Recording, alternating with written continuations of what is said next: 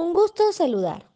Iniciamos esta ponencia sobre la ética fundamental de acuerdo a la propuesta de Jacques Maritain, una mirada hacia el neotomismo. Mi nombre es Peggy Dávila y comencemos con la siguiente frase del señor Maritain. La filosofía no es un mero ejercicio intelectual, sino una forma de vida. Como temática hablaremos sobre los antecedentes que plantea el señor Santo Tomás de Aquino, qué es el neotomismo y finalmente hablaremos de uno de los representantes neotomistas llamado Jacques Maritain. En los antecedentes hablaremos sobre Santo Tomás de Aquino. Nació en 1224 y muere en 1274. Fue teólogo y filósofo italiano. Según Sadurní, en el 2024, comenta que fue uno de los pensadores y filósofos más prolíferos e influyentes del cristianismo. Fue un hombre movido por una enorme devoción hacia lo que él calificaba como la verdad eterna o la verdad del intelecto divino. Su pensamiento y su obra caracterizados por un espíritu inquieto y penetrante. Hoy se entiende como una ciencia teológica, o lo que llaman la teología sistemática, disciplinas que se encuentran entre la fe, la razón, entre la teología y la filosofía, basada en la vida, simplemente la humildad, la pobreza, la constancia y sobre todo el estudio constante. Elaboró la influyente doctrina filosófica del tomismo, retomando unas ideas de Platón y Aristóteles. Fue un paso decisivo para enterrar lo que es la filosofía medieval. Marcó claramente los límites entre lo que es la filosofía y la teología, considerada a cada una de ellas como ciencias distintas y formas de saber. Por un lado, la teología se funda en la revelación divina, mientras que la filosofía lo hace en el ejercicio de la razón humana. La teología, por tanto, no lo hace el hombre, sino que lo hace Dios al revelarse. Entonces Dios es entonces la verdad. La razón, si somos capaces de usarla correctamente, también puede permitirnos acercarnos a la verdad. Pero no debería haber ningún conflicto entre ambas, pues las dos están buscando lo mismo, la verdad. El neotomismo, según el Diccionario Filosófico de Rosenthal e Udin en 1965, que es clásico, mencionan que posterior al tomismo medieval planteado por Santo Tomás de Aquino, que el principio era la armonía entre la fe y la razón, surgen nuevos sistemas idealistas entre lo que es el siglo XVIII y el siglo XIX. Una nueva orientación según el neotomismo mediante la síntesis de los principios tomistas, obviamente, con algunos postulados de lo que se llama el existencialismo, la fenomenología, la antropología filosófica y parte de lo que es el idealismo moderno. Esto ocurrió después del Segundo Concilio del Vaticano, que fue entre 1962 y 1965. Desde el punto de vista del neotomismo, el proceso histórico depende de las fuerzas sobrenaturales, que predeterminan la conducta de cada individuo. Esto descarta la posibilidad de que el hombre influya sobre la marcha de la historia mundial. Dentro de la larga lista de los representantes del neotomismo, escogimos en esta oportunidad al señor Jacques Maritain, que nace en 1882 y muere en 1973. Gran filósofo francés y defensor total del neotomismo. Cabe destacar que cada una de sus obras no fueron consecutivas, ¿sí? Más bien fueron una respuesta constante e inmediata a los desafíos del momento. Es decir, cada una de las propuestas filosóficas y teóricas que se fueron planteando en la época, él le daba respuesta desde su perspectiva y desde el neotomismo.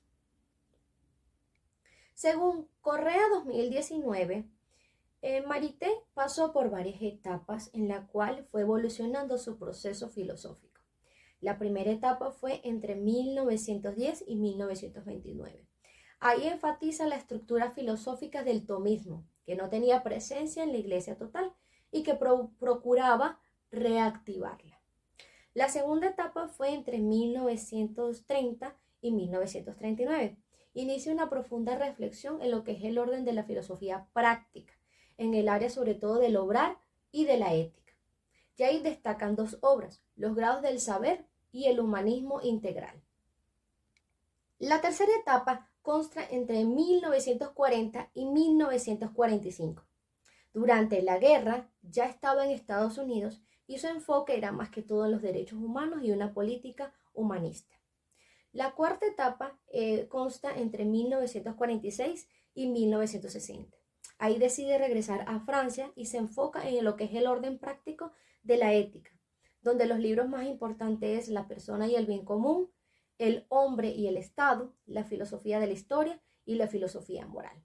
Por último, la última etapa, que fue quizás la más lenta en el proceso reflexivo, fue entre 1969 y 1973. Su investigación ya ahí entró en pausa y más que todo su actividad se congregó en lo que fueron los Hermanitos de Jesús, que fue sumamente intensa y se dedicó más que todo a seminarios y conferencias. En lo personal, cuando uno revisa los procesos teóricos de los autores, uno tiene que ver en qué época y en qué edad se encontraba ese autor. En lo personal, escogí para la reflexión alguna de sus obras que se encuentra en la cuarta etapa, ya que en ese momento tenía 64 años. Y fíjense que cuando uno tiene esa edad, tiene un proceso reflexivo diferente, ya ha vivido y ya ha tenido experiencias, y por eso escogí 3 obras de esa etapa. La persona y el bien común, lo que es el hombre y el Estado, para enfocar lo que son los derechos humanos, y la filosofía moral. En la parte reflexiva de las obras seleccionadas, vamos a hablar progresivamente de la primera, La persona y el bien común. Según Caballero y Fatah, en el 2021, es precisa la existencia del bien común, de la obra común que da sentido a lo que es la existencia de la sociedad. Sin la búsqueda de este elemento, la conformación de la sociedad se quedaría sin uno de los elementos esenciales. Dentro del bien común es posible distinguir diversas clases, siendo el principal el bien común supremo, es decir, la figura de Dios. Es el sumo bien por autonomía, obviamente, en tanto todas las cosas creadas se encuentran orientadas hacia Él. Todo depende del bien supremo. En la obra, cuando él habla de lo que es el Estado y el hombre, establece una noción de los derechos humanos.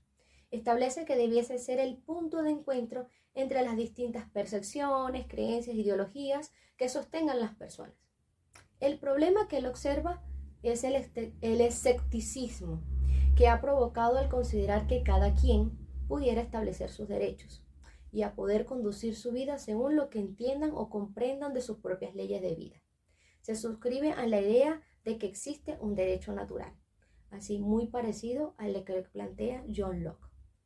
Por último, la filosofía moral, adecuadamente considerada esta subalternada a la teología, es decir, un saber que está injertada de verdades teológicas, que permite sacar conclusiones sobre lo natural y lo sobrenatural, a la vez la conducta del ser humano ante todo.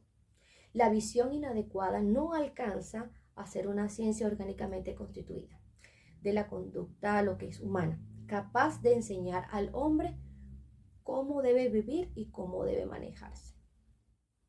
Como toda teoría no es perfecta, me encontré en la revisión de las críticas y según Zanotti, un profesor de filosofía, para el año 2018 comenta que el tomismo aparece como un caballero medieval con lanza y escudos contra la modernidad en general. Cuestiona que parece más un recetario de los errores de los males y las formas de contestarle. Lo que más me llamó la atención es que lo que intentaron, o sea, lo que él plantea es que lo que intentaron elaborar fue una síntesis donde la razón y la fe son dos piernas de una misma caminata. O sea, lo que él intenta expresar es que da la leve impresión de que es un círculo hermenéutico. O sea, yo creo para entender y entiendo para creer. Posterior a todo este proceso reflexivo y a lo largo de mi proceso de formación, logro comprender que en la actualidad, desde la perspectiva del señor Maritain, estamos no por el bien común, sino por el mal común. ¿Qué quiere decir eso? Que el ya no es un bien común supremo en la cual Dios nos guía para las cosas naturales y sobrenaturales, sino que el hombre es el centro del universo. ¿Sí? Y no me importa el otro, soy yo y mis intereses particulares. Ahora bien, en la noción de los derechos humanos, obviamente, al ser el hombre como el centro de todas las acciones sociales, entonces ya sobrepone los intereses particulares sobre lo que son los derechos de todos los seres humanos. Y finalmente, lo que es la nueva filosofía moral es que como tengo que cumplir mis intereses particulares, te voy a poner zancadilla para que el otro se caiga. Y no me interesa lo que pueda estar pensando, sintiendo o razonando el otro. Entonces aquí es donde se pone en juego los códigos morales de referencia. Lamentablemente estamos en un proceso donde no estamos ni Dios ni la ley. Muchas gracias. Hasta la próxima oportunidad.